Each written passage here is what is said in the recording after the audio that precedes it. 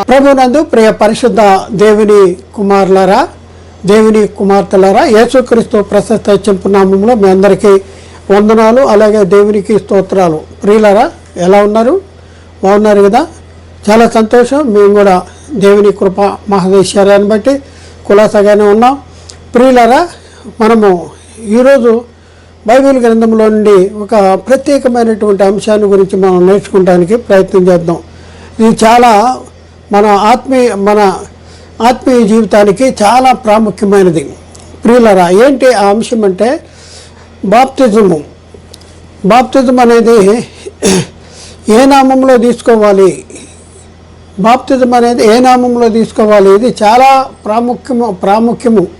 ప్రియులరా, మనం తీసుకున్న బాప్తిజం సరైనది కాకపోతే మనము క్రీస్తు రాజ్యంలో చేర్చబడలేము, సంఘములో చేర్చబడలేము, పరలోక పౌరస్థితి దొరకదు, దేవుని కుమారుల పాప క్షమాపణ జరగదు, రక్షణ దొరకదు, దేవునితో సావాసం అనేది ఉండదు. కాబట్టి ప్రియులారా, ఒకసారి ఆలోచించండి. చాలా చాలా చాలా చాలా ప్రాముఖ్యమైనటువంటి అంశము ఇది.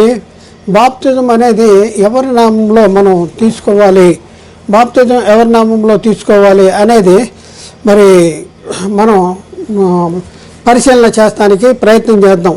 ప్రియులారా, బైబిల్ నామం అనే సంగతిని దేనికోసం మనం పరిశీలన చేసేంత వరకు అంటే బైబిల్లో బాప్తిజాన్ని గురించి రెండు విభిన్నటువంటి ఒకదానికి ఒకటి వ్యతిరేకంగా ఉన్నట్లు మరి బాప్తిజం తీసుకునేటటువంటి పద్ధతులు ఉన్నాయి. దానికోసం అసలు నామం అంటే ఏంటో తెలిస్తే మరి రాయబడిన సంగతులు మనకి అర్థమవుతాయి అనేసి నామం అంటే ఏంటో మనం తెలుసుకున్నాం. నామం అంటే ఏంటి అంటే, నామం అంటే స్వభావము, నామం అంటే గుణలక్షణాలు, నామం అంటే క్యారెక్టర్ అనేసి మనం ఇంతవరకు చాలా స్పష్టంగా తెలుసుకున్నాం. ఇప్పుడు బాప్తిజము ఏ నామంలో ఇవ్వాలో తీసుకోవాలో నేర్చుకోవడానికి ప్రయత్నం చేద్దాం. నామం అంటే ఏంటో తెలుసుకున్నాం కదా. అయితే ఇప్పుడు బాప్తిజం ఏ నామంలో ఇవ్వాలి లేక ఏ నామంలో తీసుకోవాలి అనే సంగతిని ఇప్పుడు మనం తెలుసుకుంటానికి ప్రయత్నం చేద్దాం. యేసుక్రీస్తు తన శిష్యులతో ఏ నామంలో ఇవ్వమని చెప్పాడు? మత్తయి సువార్తలో 28:19 కాబట్టి మీరు వెళ్ళి సమస్త జనులను శిష్యులుగా చేయడి, తండ్రి యొక్కయు కుమారుని యొక్కయు పరిశుద్ధాత్మ యొక్కయు నామములోనికి వారికి బాప్తిజం ఇచ్చుచు అని చెప్పినటువంటి దాఖలాలు మనం చూస్తూ ఉన్నాం. తండ్రి ఇక్కడ మనం చూస్తే తండ్రి యొక్కయు కుమారుని యొక్కయు పరిశుద్ధాత్మని యొక్కయు నామములో బాప్తిజం ఇవ్వటం అంటే అర్థమేంటి? ఇది మనకు అర్థం అవ్వాలి. ఏంటి? తండ్రి యొక్కయు కుమారుని యొక్కయు పరిశుద్ధాత్మని యొక్కయు నామములో బాప్తిజం ఇవ్వటం అంటే ఏంటి? నామములోనికి బాప్తిజం ఇవ్వటం అంటే అర్థం ఏంటి? ఇది అర్థం అవ్వాలి. అయితే ప్రియులరా, దీన్ని మనం తెలుసుకుందాం. తండ్రి యొక్క నామము ఈజ్వల్ టు కుమారుని యొక్క నామము. ఎందుకంటే యేసుక్రీస్తు తండ్రి నామంలో వచ్చాడు కాబట్టి తండ్రి నామము ఏదైతే ఉందో అదే కుమారుని నామము. మరి పరిశుద్ధాత్ముడి గురించి మనం ఆలోచిస్తే పరిశుద్ధాత్ముడు ఎవరి నామంలో వచ్చాడు? యేసుక్రీస్తు నామంలో వచ్చాడు. కాబట్టి తండ్రి యొక్క నామము ఈజ్వల్ టు కుమారుని యొక్క నామము ఈజ్వల్ టు పరిశుద్ధాత్మ నామము. అయితే మనకు సులువుగా అర్థం కావటానికి ఈ క్రింది విధంగా నేర్చుకోవడానికి ప్రయత్నం చేద్దాం. ఈ విధంగా ఏంటి? తండ్రి యొక్క నామము వాల్యూ 10 అనుకోండి. అలాగే తండ్రి నామంలో వచ్చిన కుమారుని యొక్క నామము వాల్యూ 10. అంటే యేసుక్రీస్తు వాల్యూ కూడా 10, ఎందుకంటే యేసుక్రీస్తు తండ్రి నామంలో వచ్చాడు కాబట్టి. అయితే మళ్ళీ చూస్తే కుమారు నామంలో వచ్చిన పరిశుద్ధాత్మని యొక్క నామము ఏంటి వాల్యూ ఎంత అంటే పరిశుద్ధాత్మని నామము లేక మహిమ వాల్యూ కూడా 10. అయితే ఇప్పుడు తండ్రి యొక్కయు కుమారుని యొక్కయు పరిశుద్ధాత్మని యొక్కయు నామము యొక్క విలువ ఎంత? నామం యొక్క వాల్యూ ఎంత? తండ్రి యొక్క నామము వాల్యూ 10 అనుకున్నాం, కుమారుని యొక్క నామము వాల్యూ 10 అనుకున్నాం, ఎందుకంటే తండ్రి నామంలో వచ్చాడు. అలాగే పరిశుద్ధాత్మ నామంలో ఈజ్వల్ టు 10 అనుకున్నాం. అయితే ఇప్పుడు యేసుక్రీస్తు చెప్పిన దాన్ని బట్టి తండ్రి యొక్కయు కుమారుని యొక్కయు పరిశుద్ధాత్మని యొక్కయు నామము పరిశుద్ధాత్మని యొక్కయు నామము లోనికి బాప్తిజం అన్నాడు. ఆ నామము వాల్యూ ఎంత అంటే మనం తండ్రి యొక్క అంటే తండ్రి యొక్క నామము వాల్యూ ఎంత అనుకున్నాం? 10 అనుకున్నాం. అలాగే కుమారు నామం వాల్యూ ఎంత అనుకున్నాం? 10 అనుకున్నాం. అలాగే పరిశుద్ధాత్మని యొక్క నామం వాల్యూ 10 అనుకున్నాం. ఇప్పుడు చూద్దాం. తండ్రి యొక్కయు అంటే 10, ఈ కుమారుని యొక్కయు అంటే =10, అలాగే పరిశుద్ధాత్మని యొక్కయు అంటే =10. అంటే తండ్రి నామము కుమారు నామము పరిశుద్ధాత్మ నామము లోనికి బాప్తిజం ఇవ్వమని చెప్పాడు. అయితే తండ్రి యొక్కయు కుమారుని యొక్కయు పరిశుద్ధాత్మ యొక్కయు నామము ఎంత, దాని వాల్యూ ఎంత అనేసి మనం పరిశీలన చేస్తే తండ్రి నామము 10 అయితే, కుమారు నామము 10 అయితే, పరిశుద్ధాత్మ నామము 10. అంటే 10 = 10 అంటే 10 అవుతుంది. కాబట్టి ప్రియులారా ఒకసారి ఆలోచించండి. తండ్రి మహిమ కుమారుని మహిమ పరిశుద్ధాత్ముని మహిమ, ఈ ముగ్గురు కూడా సమానమైన మహిమలు కలిగి ఉన్నారు. తండ్రి యొక్కయు కుమారుని యొక్కయు పరిశుద్ధాత్మ యొక్కయు నామము లోనికి వారికి బాప్తిజం ఇచ్చుతూ అన్నాడు. కాబట్టి ఇప్పుడు బాప్తిజం ముగ్గురు కలిగి ఉన్న మహిమలో ఇవ్వాలా? ముగ్గురు కలిగి ఉన్న మహిమలో ఇవ్వాలా అంటే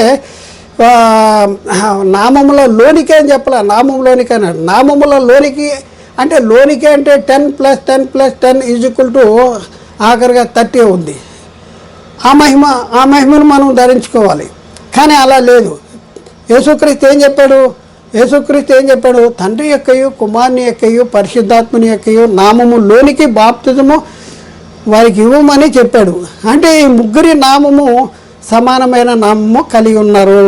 అంటే తండ్రి నామము వాల్యూ 10, కుమారు నామము వాల్యూ 10, పరిశుద్ధాత్మ నామము అంటే తండ్రి మహిమ వాల్యూ 10, కుమారుని మహిమ వాల్యూ 10, పరిశుద్ధాత్మ మహిమ వాల్యూ 10. ఈ నామములోనికి బాప్తిజం అన్నాడు. ఈ నామములోనికి బాప్తిజం ఇవ్వమంటే ఈ నామము యొక్క వాల్యూ ఎంత ఉంది? తండ్రి నామం వాల్యూ 10, కుమారు నామం వాల్యూ 10, పరిశుద్ధాత్మ నామం వాల్యూ 10. తండ్రి యొక్కయు కుమారుని యొక్కయు పరిశుద్ధాత్మ యొక్కయు నామములోనికి బాప్తిజం ఇవ్వాలంటే బాప్తిజం పొందుకున్నవాడు ఏ మహిమను ధరించుకోవాలి? బాప్తిజం పొందుకున్నవాడు కూడా ఏ మహిమను ధరించుకోవాలి అంటే ఈ ముగ్గురు కలిగి ఉన్న మహిమ, ముగ్గురు కలిగి ఉన్న మహిమ, ముగ్గురు సమానమైన మహిమ కలిగి ఉన్నారు. అందుకనే ముగ్గురు ఏ మహిమ అయితే కలిగి ఉన్నారో ఆ మహిమ, ముగ్గురు ఏ మహిమ కలిగి ఉన్నారో వాల్యూ 10 కలిగి ఉన్నారు. అంటే బాప్తిజం పొందిన వాళ్ళు కూడా వాల్యూ 10 అంటే తండ్రి యొక్కయు కుమారుని యొక్కయు పరిశుద్ధాత్మని యొక్కయు నామములోనికి బాప్తిజం ఇవ్వాలి. కాబట్టి అపోస్తలులు ఈ ముగ్గురులో ఒకడైనటువంటి అంటే ఈ ముగ్గురు నామం ఎంత అంటే 10, ముగ్గురు నామం ఎంత అంటే 10. కాబట్టి అపోస్తలులు ఏం చేశారు? ఈ 10 బాప్తిజం పొందుకున్న వాళ్ళు ఈ ముగ్గురి మహిమను పొందుకోవాలి. ముగ్గురు మహిమ వాల్యూ ఎంత అంటే 10. ఈ ముగ్గురు మహిమ వాల్యూ 10. వీళ్ళు పొందుకున్న వాళ్ళు కూడా 10 మహిమ ధరించుకోవాలి. అయితే ఇప్పుడు మరి అపోస్తలులు ఏం చేశారు? ఈ ముగ్గురులో ఒకడైనటువంటి యేసుక్రీస్తు నామంలోనికి బాప్తిజం పొందమని చెప్పాడు. కాబట్టి ప్రియులరా, ఎందుకంటే యేసుక్రీస్తు మహిమ పొందుకుంటే తండ్రి మహిమ పొందుకున్నట్టే, అలాగే యేసుక్రీస్తు మహిమ పొందుకుంటే పరిశుద్ధాత్మ మహిమ పొందుకున్నట్టే.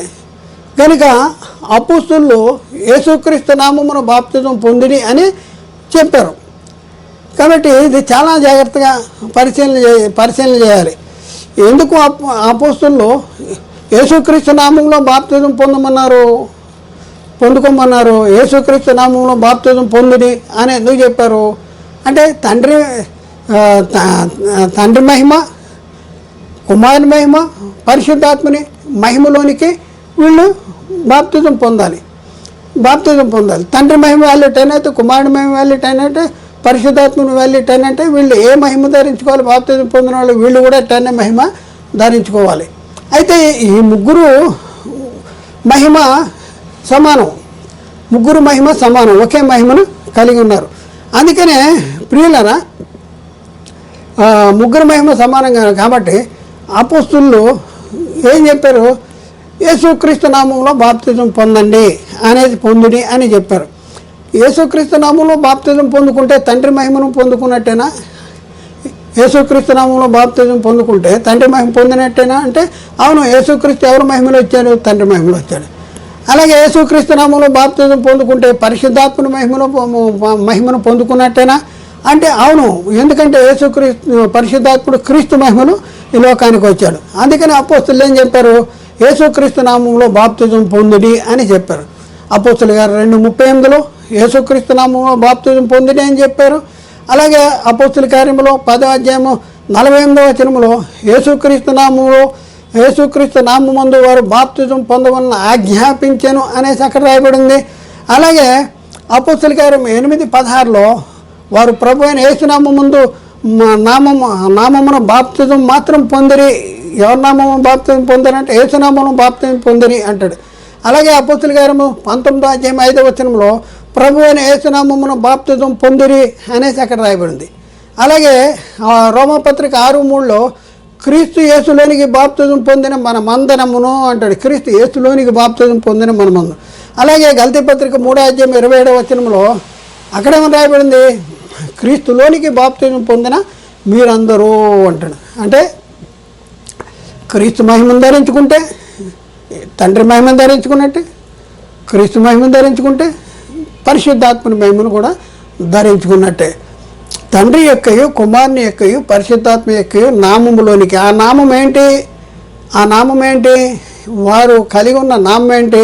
ఆ నామములోనికి బాప్తిజం పొందాలి. ఆ నామములోనికి బాప్తిజం పొందటానికి యేసుక్రీస్తు నామంలో వీళ్ళు బాప్తిజం ఇచ్చారు. యేసుక్రీస్తు నామంలో బాప్తిజం పొందటం అంటే తండ్రి నామాన్ని కలిగి ఉన్నట్టు, యేసుక్రీస్తు నామంలో బాప్తిజం పొందటం అంటే పరిశుద్ధాత్మ నామంలో బాప్తిజం మహిమను పొందుకున్నట్టు. అదేమిటంటే ఈ ముగ్గురు మహిమ ఒకే మహిమను కలిగి ఉన్నారు కాబట్టి అపోస్తలులు తండ్రి యొక్క నామంలో బాప్తిజం పొందవలనని ఎందుకు చెప్పలేదు? చూడండి, ముగ్గురు ఒకటే మహిమ కలిగి ఉన్నారు కాబట్టి యేసుక్రీస్తు నామంలో బాప్తిజం పొందుడని అపోస్తలులు చెప్పారు అనేసి మనం ఇప్పుడు చెప్తున్నాం. అయితే కొంతమంది ప్రశ్న అడుగుతారు, మరి ముగ్గురు నామము ఒకటే, ముగ్గురు మహిమ ఒకటే, ముగ్గురు మహిమ వాల్యూ ఒకటే, మరి యేసుక్రీస్తు నామంలో బాప్తిజం పొందడానికి కాకుండా తండ్రి యొక్క నామంలో బాప్తిజం పొందమని ఎందుకు చెప్పలేదు అనేసి కొంతమంది ప్రశ్న అడుగుతారు. దానికి సమాధానం చెప్పవలసిన బాధ్యత ఉంది. ముగ్గురు ఒకే మహిమను కలిగి ఉన్నారు కాబట్టి అపోస్తలులు పరిశుద్ధాత్మ యొక్క నామంలో బాప్తిజం పొందమని ఎందుకు చెప్పలేదు? కేవలం యేసుక్రీస్తు నామంలోనే బాప్తిజం పొందడని ఎందుకు చెప్పారు అనే ప్రశ్న అడుగుతారు. యేసుక్రీస్తు నామమున బాప్తిజం పొందిడి అని ఎందుకు చెప్పారు అనే ప్రశ్న అడిగినప్పుడు మనం సమాధానం చెప్పగలిగి ఉండాలి. బైబిల్లో చాలా చక్కని సమాధానం ఉంది. జవాబు ఏంటంటే బాప్తిజము అనగా ఏంటంటే ముంచుట, సమాధి చేయబట్ట, పాతి పెట్టబట్ట అని అర్థం. మనము బాప్తిజములో క్రీస్తు మరణ, సమాధి, పునరుద్ధానములో పాలివారం అవుతున్నాము. అయితే బాప్తిజం పొందుట అనేది క్రీస్తు మరణ, సమాధి, పునరుద్ధానములో పాలివారమై ఉండుట. అది ఎక్కడ రాయబడి ఉంది? రోమపత్రిక 6వ అధ్యాయము 3-4 వచనాల్లో ఏమని రాయబడిందంటే క్రీస్తు యేసులోనికి బాప్తిజం పొందిన మనమందరమును ఆయన మరణములోనికి బాప్తిజం పొందుతారని మీరు ఎరగరా అంటాడు. చూడండి, ఆయన మరణములోనికి బాప్తిజం పొందిరు. ఎవరు మరణించారు? తండ్రి మరణించారా? పరిశుద్ధాత్ముడు మరణించారా? మనం బాప్తిజంలో ఏం చేస్తున్నాం? క్రీస్తులోనికి బాప్తిజం పొందిన మనమందరం ఆయన మరణంలోనికి బాప్తిజం పొందుతున్నాం. మనం మరణించింది ఎవరు? మృతి పొందింది ఎవరు? సమాధి చేయబడింది ఎవరు? తిరిగి లేచింది ఎవరు? యేసుక్రీస్తు. కాబట్టి క్రీస్తులోనికే బాప్తిజం పొందుతున్నాం మనం. మరి ఇంకొక ప్రశ్న మనం చూస్తే క్రీస్తు యేసులోనికి బాప్తిజం పొందిన మనమందరమును ఆయన మరణంలోనికి బాప్తిజం పొందుతున్నాము. రోమపత్రిక 6:4. కాబట్టి తండ్రి మహిమ వలన క్రీస్తు మృతుల్లోండి ఎలాగో లేపబడెనో అలాగే నూతన జీవం పొందిన వారమై నడుచుకున్నట్లు మనము బాప్తిజము వలన మరణములో పాలు పొందుటికై ఆయనతో కూడా పాతి పెట్టబడుతున్నాం. బాప్తిజం అంటే ముంచుట, సమాధి చేయబట్ట, పాతి పెట్టబట్ట. ఇప్పుడు ఈ కార్యక్రమాలు మనలో జరగాలంటే ఈ ముగ్గురులో ఎవరు ఈ కార్యక్రమాలను జరిగించారు? సమాధి చేయబడింది ఎవరు? సిలువ వేయబడింది ఎవరు? చనిపోయింది ఎవరు, పాతి పెట్టబడింది ఎవరు, తిరిగి లేచింది ఎవరు అంటే యేసుక్రీస్తు. కాబట్టి అపోస్తలులు ఏం చేశారంటే యేసుక్రీస్తు నామములోనికి ముందు యేసుక్రీస్తు నామము ధరించుకుంటే తండ్రి నామం, యేసుక్రీస్తు తండ్రి నామంలో వచ్చాడు కాబట్టి తండ్రి నామాన్ని మనం కలిగి ఉంటాము. యేసుక్రీస్తులోనికి బాప్తిజం పొందితే పరిశుద్ధాత్ముడు క్రీస్తు నామంలో వచ్చాడు కాబట్టి పరిశుద్ధాత్మ నామం కూడా ధారించుకుంటాము. కాబట్టి ప్రియులరా, బాప్తిజం గురించి మనం ఒకసారి పరిశీలన చేస్తే క్రీస్తు పునరుద్ధానం యొక్క సాదృశ్యం ముందు ఆయనతో ఐక్యముగా గలవారమే ఉంటున్నాము. బాప్తిజం అనేది ఎవరి పునరుద్ధానం యొక్క సాదృశ్యం ఐక్యం గలవారం అవుతున్నాం, తండ్రి యొక్క పునరుద్ధానంలో ఐక్యం గలవారమే ఉండటానికి బాప్తిజం పొందుతున్నామని బైబిల్లో రాయబడి ఉందా, లేకపోతే పరిశుద్ధాత్మని యొక్క పునరుద్ధానం యొక్క సాదృశ్యంలో ఐక్యం గలవారమై ఉండటానికి బాప్తిజం పొందుతున్నాము మనం అనేసి మనం పరిశీలన చేస్తే క్రీస్తు పునరుద్ధానం యొక్క సాదృశ్యం ముందు రోమాపత్రిక 6:5 మరియు ఆయన మరణము యొక్క సాదృశ్యం ముందు ఆయనతో ఐక్యం గలవారమైన ఎక్కడ ఐక్యమవుతున్నాం, బాప్తిజంలో పాతి పెట్టబడుతున్నాం, తిరిగి లేపినప్పుడు తిరిగి లేస్తున్నాం. ఆయన పునరుద్ధానం యొక్క సాదృశ్యం ముందును ఆయనతో కూడా ఐక్యం గలవారమై ఉందుము అనేసి అక్కడ రాయబడింది. ఇంకా మనం చూస్తే బాప్తిజములో ఏం జరుగుతుందంటే మన ప్రాచీన స్వభావము ఆయనతో కూడా సిలువ వేస్తున్నాము. మనం ప్రాచీన స్వభావం ఎవరితో సిలువ వేస్తున్నాము? తండ్రితో సిలువ వేస్తున్నామా, లేకపోతే పరిశుద్ధాత్మతో సిలువ వేస్తున్నామని బైబిల్ చెప్తుందా అంటే లేదు, క్రీస్తుతో సిలువ వేస్తున్నాము, ఆయనతో సిలువ వేస్తున్నాము. రోమాపత్రిక 6:6 ఏలైనగా మనం ఇక పాపమునకు దాసులు కాకున్నట్లు పాప శరీరము నిరర్ధకమగునట్లు మన ప్రాచీన స్వభావం ఆయనతో కూడా సిలువ వేయబడిన ఎరుగుదము. ప్రాచీన స్వభావం ఎవరితో కూడా సిలువ వేస్తున్నాము అంటే యేసుక్రీస్తుతో కూడా. ఎక్కడ సిలువ వేస్తున్నాము, ఎక్కడ చనిపోతున్నాము, ఎక్కడ బాప్తిజంలో ఏం జరుగుతుంది? పాప విషయంలో చనిపోతున్నాం, మరి తిరిగి లేచినప్పుడు ఏం జరుగుతుంది? నూతన జీవము గలవారమే తిరిగి లేస్తున్నాము, నూతన జీవము గలవారమే. కాబట్టి ప్రియులరా, మరి గలతీ పత్రిక 5:24 క్రీస్తు యేసు సంబంధులు శరీరము దాని ఇచ్చలు దురాశలకు సెలవు వేసి ఉన్నారంటాడు, సెలవు వేసి ఉన్నారు. కాబట్టి బాప్తిజము పొందటం అనేది క్రీస్తు మరణంలోనూ క్రీస్తు పునరుద్ధానంలోనూ పాలివారం అవటానికి బాప్తిజం తీసుకుంటున్నాము. ఆయన మరణం యొక్క సాదృశ్యం ముందు మనం ఐక్యం గలవారమైన ఆయన పునరుద్ధానం యొక్క సాదృశ్యం ముందును ఐక్యం గలవారముగా ఉన్నాం. అందుకనే ఎవరి మరణం యొక్క సాదృశ్యంలో మనం ఐక్యం గలవారం అవ్వాలి బాప్తిజంలో అంటే క్రీస్తు మరణము. అందుకనే బాప్తిజం ఏ నామంలో తీసుకోవాలంటాడు? యేసుక్రీస్తులోనికి బాప్తిజం పొందిన మీరు అంటున్నాడు. బాప్తిజం ఎవరిలో బాప్తిజం పొందాలి? యేసుక్రీస్తు. అంటే యేసుక్రీస్తు మహిమను ధరించుకోవాలి. డైరెక్ట్ తండ్రి మహిమను ధరించుకోలేము, మనం క్రీస్తు మహిమను ధరించుకోలేము. ఎందుకంటే నా ద్వారానే తప్ప ఎవడు తండ్రి దగ్గరికి ఎక్కిపోలేడు అంటే తండ్రి ద్వారా కుమారుని ద్వారా యేసుక్రీస్తు ద్వారా తండ్రి దగ్గరికి వెళ్ళాలి. కాబట్టి ప్రియులారా, ఒకసారి ఆలోచించండి, అర్థం చేసుకుంటానికి ప్రయత్నం చేయండి. అర్థం చేసుకుంటానికి చాలా ప్రాముఖ్యమైనటువంటి అంశము, చాలా ప్రాముఖ్యము. మనల్ని ఎన్నో రకాలుగా సాతాను మోసం చేస్తున్నటువంటి పరిస్థితి జరుగుతూ ఉంది. ఇంకా మనం చూద్దాం, యేసుక్రీస్తులోనికి బాప్తిజము మనం పొందుతున్నాం కదా. మరి మనము పాపముల విషయం మృతులుగాను దేవుని విషయమే క్రీస్తు యేసునందు సజీవులుగా మనం ఉంటున్నాం. బాప్తిజంలో ఏం జరుగుతుంది? పాప విషయంలో మృతులవుతున్నాము, మరి ఎప్పుడు దేవుని విషయంలో క్రీస్తు యేసునందు సజీవులు అవుతున్నాం. పాప విషయంలో మృతుల వలన క్రీస్తు యేసునందు దేవుని విషయమే క్రీస్తు యేసునందు మరి సజీవులుగా ఉండాలన్నా ఎవరి నామంలో బాప్తిజం తీసుకోవాలంటే యేసుక్రీస్తు నామంలోనే బాప్తిజం తీసుకోవాలి. రోమాపత్రిక 6:7-10 అక్కడ మనం చూస్తే, ఇక్కడ చనిపోయిన వాడు పాప విముక్తుడైన తీర్పు పొంది ఉన్నాడు. మనము క్రీస్తుతో కూడా చనిపోయిన ఎవరితో చనిపోవాలంట?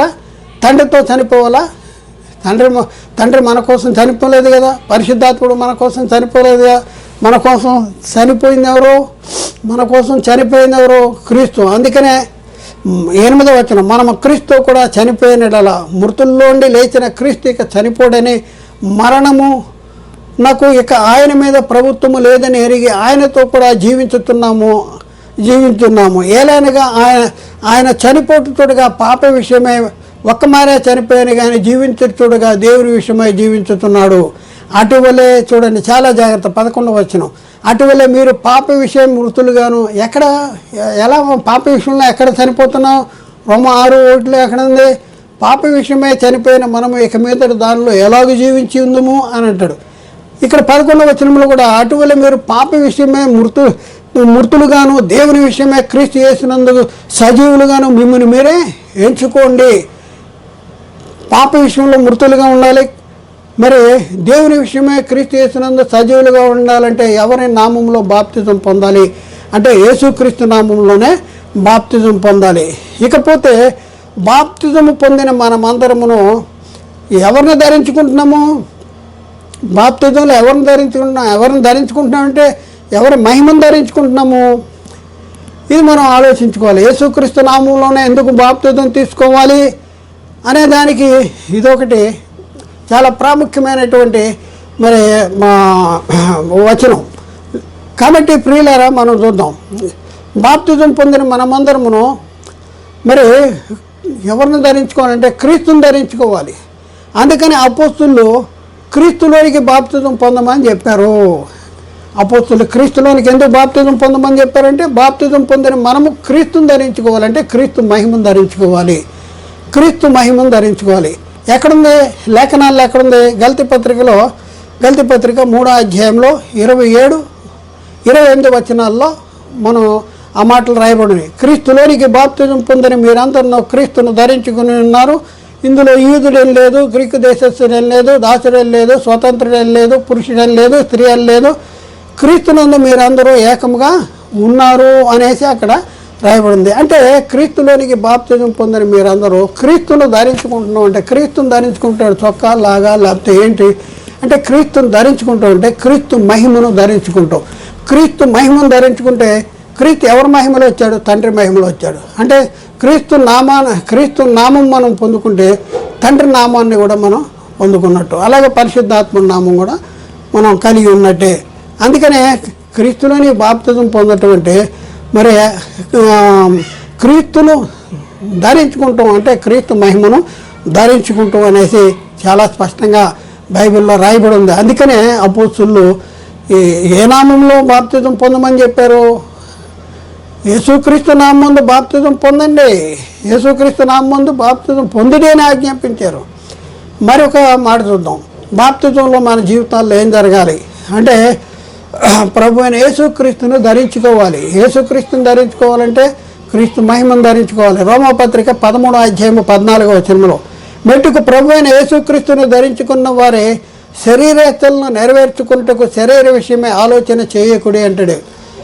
మెట్టుకు ప్రభు అయిన యేసుక్రీస్తును ధరించుకున్న వారే ఎక్కడ ధరించుకుంటున్నాం? యేసుక్రీస్తుని బాప్తిజంలో ధరించుకుంటున్నాము. అలాగే పౌలు కొరింథీకి రాసిన రెండో పత్రికలో 8వ అధ్యాయం 23వ వచనంలో అక్కడ రాయబడిన మాట మనం చూస్తే, తీతు ఎవరైనాను అడిగిన ఎడల అతడు నా పాలివాడును మీ విషయమే నా జత పనివాడునే ఉన్నాడని సహోదరులు ఎవరైనా అడిగిన ఎడల వారు సంఘములకు దూతలను క్రీస్తు మహిమనే ఉన్నారు. సహోదరులు ఎవరంట? సంఘాలకి దూతలు క్రీస్తు మహిమయునై ఉన్నారు. క్రీస్తు మహిమయునై ఉన్నారు. ఈ క్రీస్తు మహిమ ఎక్కడ తెచ్చుకున్నారు? బాప్తిజంలో తెచ్చుకున్నారు, బాప్తిజంలో పొందుకున్నారు. అలాగే పౌలు తెస్సలోనికి రాసిన 2వ పత్రికలో 2వ అధ్యాయం 14వ వచనంలో అక్కడ అద్భుతమైన మాట చెప్తూ ఉన్నాడు. మీరు ఇలాగూ రక్షించబడి మన ప్రభు అయిన యేసుక్రీస్తు మహిమను పొందవలనని ఆయన మా సువార్త వలన మిమ్మల్ని పిలిచాను అంటాడు. సువార్త వలన పిలిచింది ఎందుకు అంటే రక్షించబడటానికి. అంత మాత్రమేనా అంటే యేసుక్రీస్తు యొక్క మహిమను పొందాలి. యేసుక్రీస్తు మహిమ మీరు ఇలాగ రక్షించబడి మన ప్రభు అయిన యేసుక్రీస్తు యొక్క మహిమను పొందవలనని మా సువార్త వలన మిమ్మల్ని పిలిచాడు అంటాడు. అందుకనే పౌలు గారు గలతీ సంఘాన్ని గురించి వ్రాస్తూ ఏం చేస్తున్నాడు? గలతీ పత్రిక 4వ అధ్యాయం 19వ వచనంలో, నా పిల్లలారా క్రీస్తు స్వరూపము మీ యందు ఏర్పడే వరకు మీ విషయమే నాకు మరలా ప్రసవ వేదన కలుగుతున్నది. ఇక్కడ స్వరూపం అంటే మహిమ, గుణలక్షణాలు, మహిమ గుణ లక్షణాలని మనం అర్థం చేసుకోవాల్సిన అవసరం ఉంది. అలాగే రోమపత్రిక 8:20 రోమపత్రిక 8:29 ఎందుకనగా తన కుమారుడు అనేక సహోదరులలో జ్యేష్ఠుడగినట్లు దేవుడు ఎవరిని ముందుగా ఎరిగానో వారు తన కుమారుని సారూప్యము గలవారుటకు వారిని ముందుగా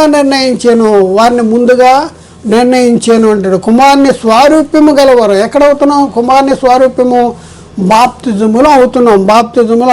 బాప్తిజంలో కుమారుని మహిమను పొందుకుంటున్నాం, క్రీస్తును ధరించుకుంటున్నాం. ఎఫెసీ పత్రిక 4:11-12 మనం చదువుకుంటే మనమందరమును విశ్వాస విషయంలోనూ దేవుని కుమారుని జ్ఞాన విషయంలోనూ ఏకత్వం పొంది సంపూర్ణ పురుషుల మగు వరకు అనగా క్రీస్తుకు కలిగిన సంపూర్ణతకు సమానమైన సంపూర్ణత గలవారముటకు ఆయన ఇలాగ నియమించారు. క్రీస్తుకు కలిగిన సంపూర్ణతకు సమానమైన సంపూర్ణత కలవారమవుటకు మనం క్రీస్తుకు కలిగిన సమానమైన సంపూర్ణత ఎలా పొందుకుంటామంటే బాప్తిజములో క్రీస్తును ధరించుకుంటున్నాం, క్రీస్తు మహిమను ధరించుకుంటున్నాం. కాబట్టి క్రీస్తు మహిమను ధరించుకున్న మనము క్రీస్తు వలె ఉండుటకు మనం అన్ని విషయాల్లో ఎదగవలసిన వారంగా ఉన్నాము. ఎఫెసీ పత్రిక 4:15 చూస్తే ప్రేమ కలిగి సత్యము చెప్పుతూ క్రీస్తు వలె ఉండుటకు మనం అన్ని విషయంలోనూ ఎదుగుదామంటాడు. అలాగే పౌలు గారు కొరింథీకి రాసిన మొదటి పత్రిక 11:1 పౌలు చెప్తున్నాడు.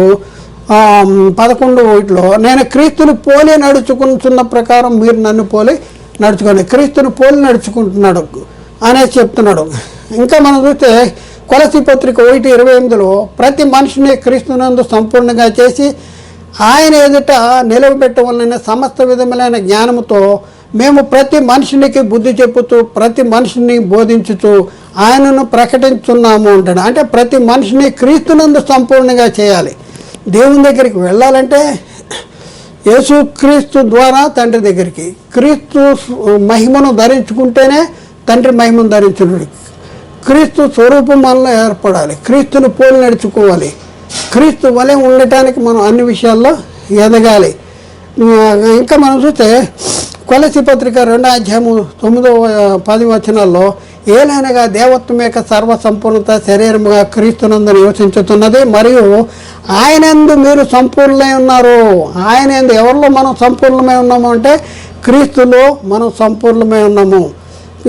ఇంకా మనం పరిశీలన చేస్తే మనము దేవుని కుమారుడైన యేసుక్రీస్తునందు ఉన్నవారమే సత్యవంతుని అందు ఉంటాం. దేవుని కుమారుడైన యేసుక్రీస్తులో ఉండాలి అంటే యేసుక్రీస్తు మహిమను ధరించుకుంటేనే సత్యవంతునిలో మనం ఉంటాము. ఎక్కడ యోహాను రాసిన మొదటి పత్రిక 5:20 మనము దేవుని కుమారుడైన యేసుక్రీస్తునందు ఉన్న వారమై సత్యవంతుడైందు ఉన్నాము. ఆయనే నిజమైన దేవుడును నిత్య జీవమునై ఉన్నాడు. మనము దేవుని కుమారుడైన యేసుక్రీస్తునందు ఉన్న వారమే సత్యవంతుని ఉన్నాము అంటాడు. కాబట్టి ప్రియులారా ఒకసారి ఆలోచించండి, గమనిక. అపోస్తలులు ఎప్పుడునూ చాలా జాగ్రత్తగా ఆలోచించండి, గమనిక, చాలా జాగ్రత్త. అపోస్తలులు ఎప్పుడైనా సరే ఎక్కడైనా సరే తండ్రి యొక్కయు కుమారుని యొక్కయు పరిశుద్ధాత్మని యొక్కయు నామములు లోనికి అని ఉచ్చరించి బాప్తిజం ఇవ్వలేదు. అలా బాప్తిజము పొందమని కూడా చెప్పలేదు. వాళ్ళు ఇవ్వలేదు, మన పొందమని కూడా చెప్పలేదు. బాప్తిజం పొందని వారిని గురించి కూడా తండ్రి యొక్కయు కుమారుని యొక్కయు పరిశుద్ధాత్మని యొక్కయు నామములోనికి బాప్తిజము పొందిరన్నట్లుగా వ్రాయబడి కూడా ఉండలేదు. అర్థమైనా? మరి కేవలము యేసుక్రీస్తు నామములో బాప్తిజం పొందుడి అని చెప్పారు. యేసుక్రీస్తు నామంలో బాప్తిజం పొందుడి అని చెప్పారు. అపోస్తలుల గారు 2:38 యేసుక్రీస్తు నామంలో వారు బాప్తిజం పొందవలన ఆజ్ఞాపించాడు కొర్నేలు దగ్గర. అపోస్తలుల గారు 10:48 అలాగే అపోస్తలుల గారు 8:16 కూడా వారు ప్రభు అయిన యేసునామందు బాప్తిజం మాత్రము పొందారు.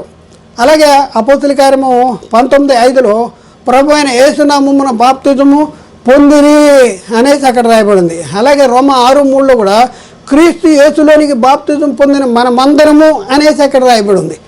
అలాగే గల్తీ 3:27 క్రీస్తులోనికి బాప్తిజం పొందిన మీరందరూ అనేసి అక్కడ రాయబడింది. కానీ ఎక్కడా కూడా తండ్రి యొక్కయో కుమారుని యొక్కయో పరిశుద్ధాత్మని యొక్కయో నామంలోనికి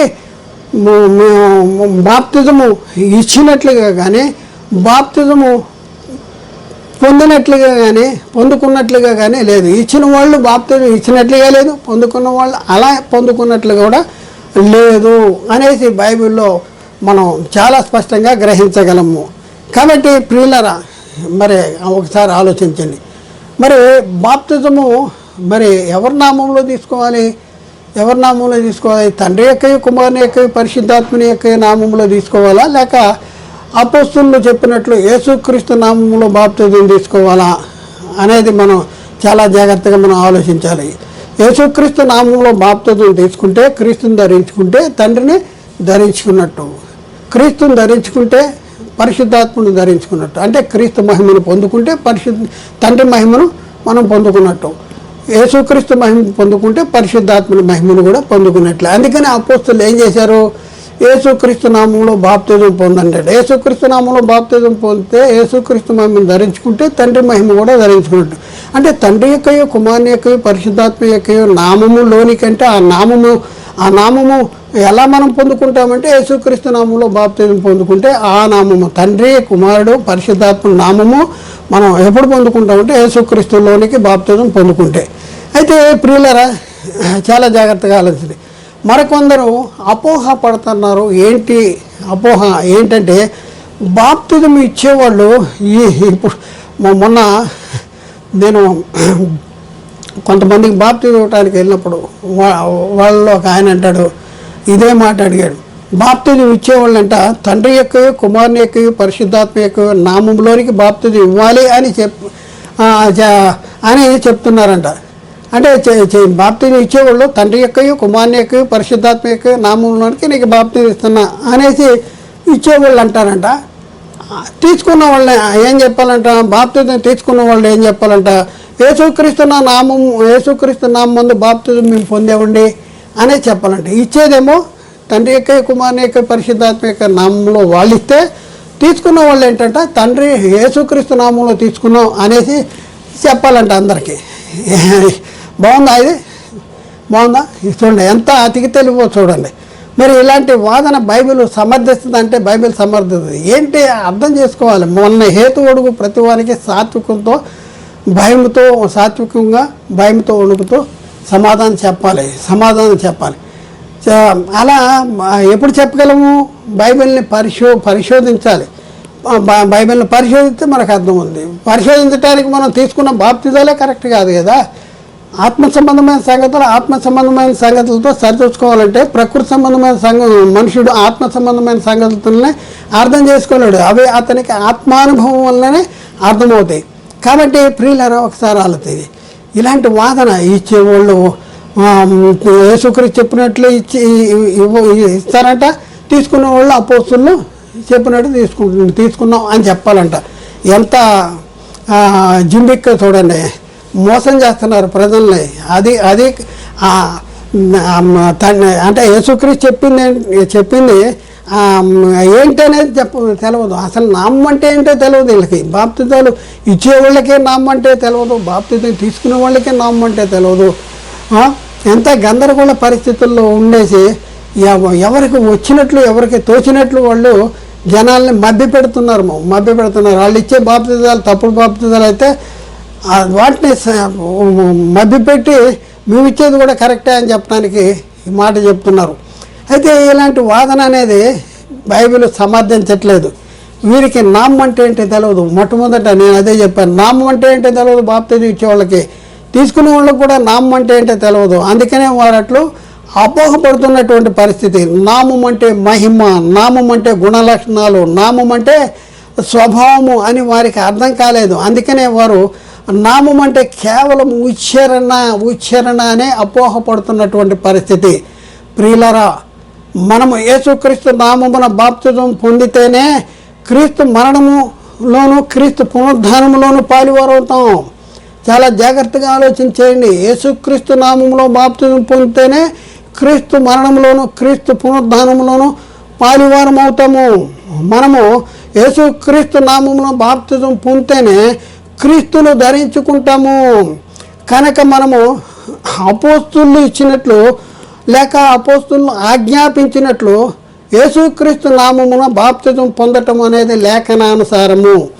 ప్రియులారా ఆలోచించండి. ఈ అంశాన్ని గురించి చెప్పవలసింది ఇంకా అనేక సంగతులు ఉన్నాయి. కంగారు పడద్దు. ఎవరిని కూడా వ్యక్తిగతంగా, సంఘపరంగా, సంస్థపరంగా ఎవరిని కూడా తప్పు పట్టుకుంటానికి, కించపడటానికి, మీరు చెప్పేది తప్పు, మేము చెప్పేది కరెక్ట్ అని చెప్పడానికి మీ ముందుకు రావట్లా. ఆలోచించండి. ఈ అంశాన్ని గురించి ఇంకా చెప్పవలసిన సంగతులు చాలా ఉన్నాయి. అవన్నీ కూడా రాబో క్లాసుల్లో మీకు తెలియపరుస్తాం. కాబట్టి ఆలోచించేయండి, అర్థం చేసుకోండి. ఎవరు కంగారు పడద్దు. మా గురించే చెప్తున్నాడు, లేకపోతే మేము తీసుకున్నది తప్పుడు బాప్తిజం అని చెప్తున్నాడు అనేసి మీరు కంగారు పడద్దు. చాలా జాగ్రత్తగా పరిశీలన చేసి చెప్పబడిన ఈ సంగతులన్నీ కూడా గ్రహించి అర్థం చేసుకుంటానికి ప్రయత్నించండి. ఆలోచించండి. మనం ఒక 1000 రూపాయలు కట్ట ఎవరికైనా ఇస్తే ఆ 1000 రూపాయలు ఉన్నాయా లేదా అని 10 సార్లు లెక్క పెట్టుకుంటాం. మరి నిత్య జీవానికి సంబంధించింది బాప్తిజం, మామూలుది కాదు. పాప క్షమాపణ, రక్షణ, నిత్య జీవము, మహిమ, కృప, పరిశుద్ధత, దేవునితో సమాధానము, పరలోక పౌరసత్వము, మరి నరక పరిస్థితిని తప్పించబడటము, దేవుని కుమారులు అవటం, దేవుని పరలోక పౌరులు అవటం, దేవుని వారసులు అవటం మరి బాప్తిజంలో జరుగుతుంది. కాబట్టి ఆలోచించండి. బాప్తిజం తీసుకుంటాం, తీసుకున్న బాప్తిజం కరెక్ట్ కాకపోతే నిత్య నరకానికి వెళ్ళిపోయేటటువంటి పరిస్థితి. సాతాను ఏం చేస్తానంటే మీరు తీసుకున్న బాప్తిజాలు కరెక్టే అనేసి మనం మభ్య పెడుతూ ఇదే అనేసి మభ్య పెడుతూ మరి మనల్ని దేవునికి దూరం చేసేటటువంటి పరిస్థితి. కాబట్టి ఆలోచించండి, అర్థం చేసుకోండి, సత్యాన్ని గ్రహించడానికి ప్రయత్నించండి. రాబో క్లాసుల్లో ఇంకా ఇంకా ఇంకా చాలా స్పష్టంగా చెప్పడానికి ప్రయత్నం చేస్తాం. దేవుడు మాట్లాడిన ప్రతి మాట ప్రతి ఒక్క హృదయంలో నీరుగట్టి ఫలం చేయనుగాక. ఆమేన్. అందరికీ వందనాలు. దేవునికి స్తోత్రం.